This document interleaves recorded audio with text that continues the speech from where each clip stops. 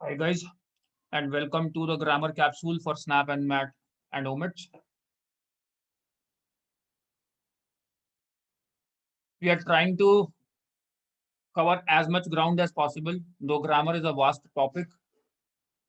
Through these questions, I'm going to teach you some important points or some important concepts.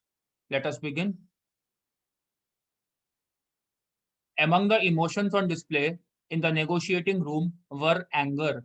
Okay. Anger is the subject of the sentence, this clause, and were is the verb. What we see here in this sentence is the usual subject verb order is reversed. We have verb preceding the subject, but the subject is singular. Anger is a singular subject, while the verb here is a plural verb, which results in subject verb disagreement. A common error. Okay. So anger was one of the emotions, right? Among the emotions on display in the negotiating room was anger.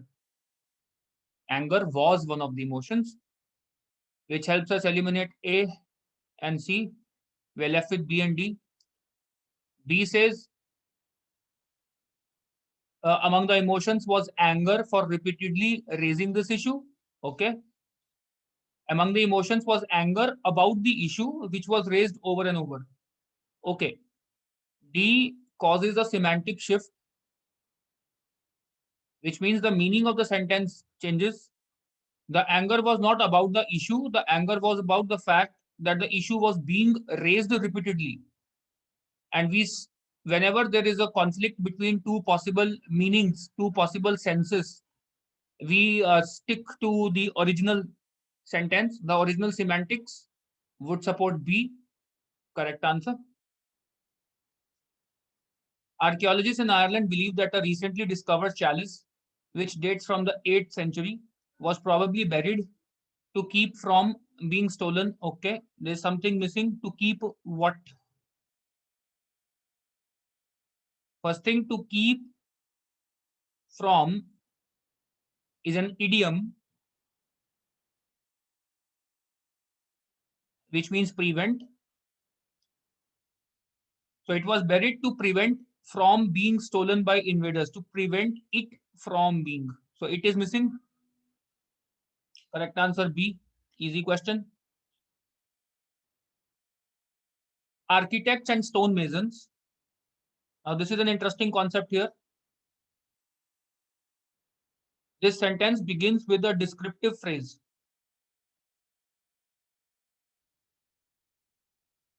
Which is technically called a modifier.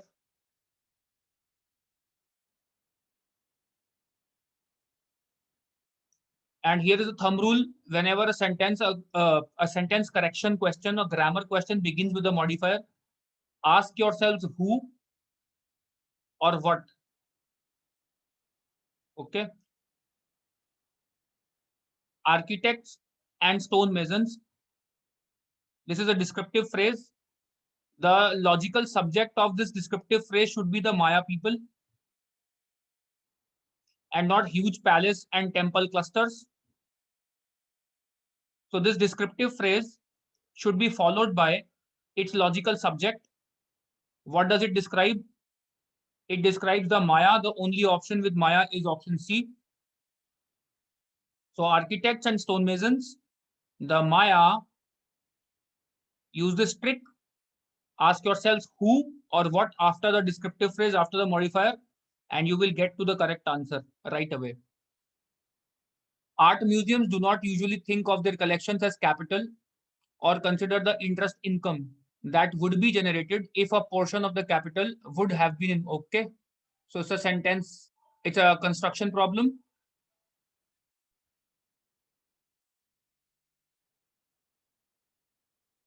These sentences are called conditionals.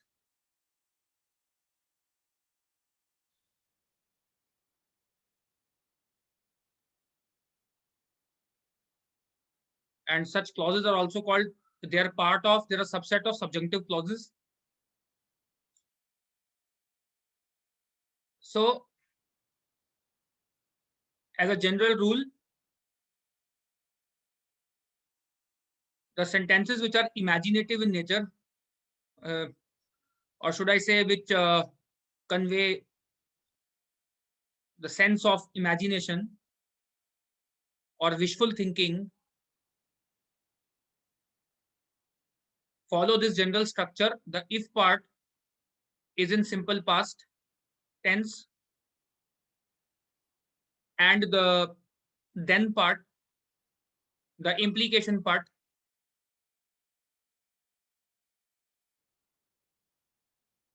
usually, mostly, uses this structure would plus first form of the verb, would plus V1. Okay.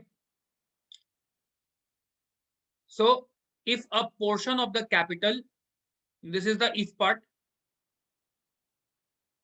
and this was the then part. The then part comes before if part in the sentence. Interest income that would be generated. Okay. So the then part is fine. It is also not part of underlying sentence. Interest income that would be generated if, now this if part has to be in simple past tense, if a portion of the capital were to be invested. And why am I using were and not was? Because in conditional sentences, remember, plural verb is always used. These are some grammar rules that you must study more about in detail from relevant resources. Okay. Therefore, the correct answer is C right away.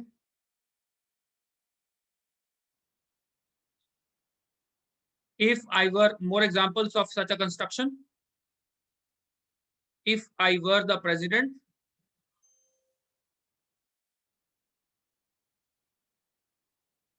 I would do blah, blah, blah. So if I were the president, this is simple past. I would do blah, blah, blah. Remember this structure. Number 5, artificial intelligence emerged during the late 1950s as an academic discipline based on the assumption that computers are able to be programmed. Okay. First problem with this sentence, computers are not able to do anything. When we talk of ability, we must talk of animate objects such as human beings. So remember, never use the word able with inanimate non-living entities, non-living things. Computers are not able. Humans are able to use computers. Okay. Which helps us eliminate the first two options. Since the running tense structure is past, we would use past tense here. Artificial intelligence emerged during the late 1950s, so it's past tense, based on the assumption that computers could be programmed and not can be programmed. Okay. Critics of the research study claimed that monkeys are different enough from human beings that, okay, it's an idiomatic problem. Enough is followed by to and not that.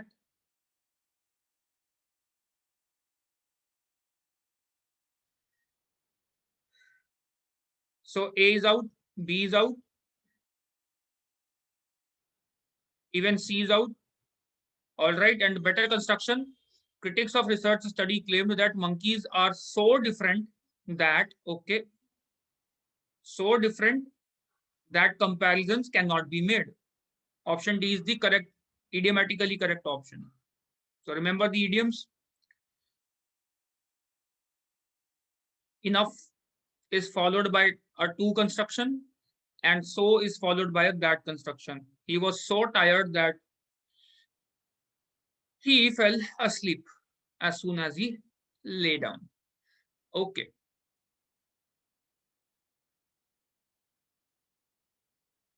Some people think that mathematics is only a product of the human brain and is not something that is inherent in the universe. Again, idiomatic problem. inherent is followed by the preposition to rather than in.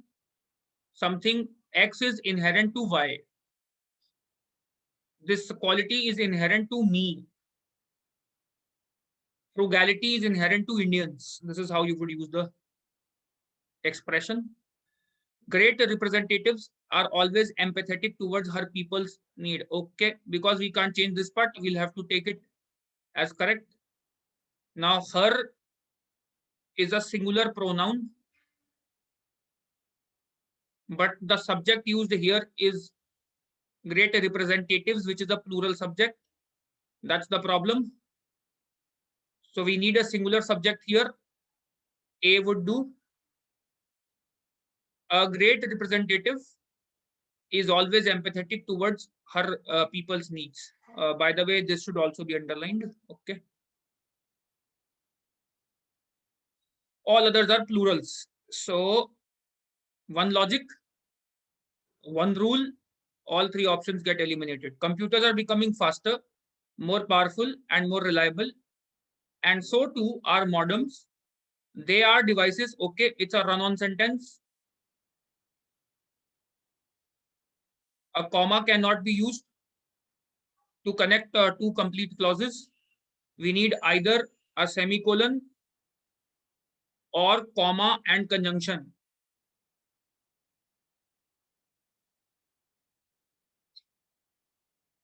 So either comma conjunction or a semicolon to connect two complete clauses. Computers are becoming faster, more powerful, and more reliable, and so too are modems. This sentence ends here. The clause ends here. A new clause begins. They are the devices. Okay, so you cannot connect the two clauses with the comma. You need either a period, which would make them two individual sentences, or a semicolon, or the pair of comma and conjunction. So had you used a conjunction here, it would have been correct. It's a run-on sentence. Let's see. A was out. D is out. We are left with B and C. So too are modems. The devices that allow, okay, this is the modifier phrase. The devices that allow to do something, something, or the devices allowing something, something. The correct version is B. The devices that allow two or more computers to share information. All right. Most of the purported health benefits of tea comes from, all right. The subject here is health benefits, which is a plural subject. Health benefits comes is a singular verb. So it is again a basic example of subject verb disagreement. All right. Comes is out. Comes is out. We are left with C and D. It come from antioxidants. Come from antioxidants. Compounds also found in blah, blah, blah. Compounds that are also found in now. Since this is a descriptive phrase,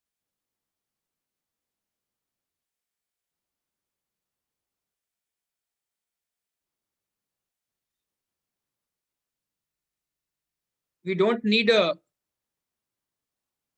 complete clause. Compounds that are also found. It is not needed. This part is redundant or superfluous. So remember a basic rule. If you have a choice between two options, both of which are grammatically correct, but one uses extra words, one is more verbose, superfluous, and the other is concise, we will always go with the conciser of the two expressions. Option C is the correct answer. Hope you learned some important points about grammar from this video. Please read more about them. Cheers to learning.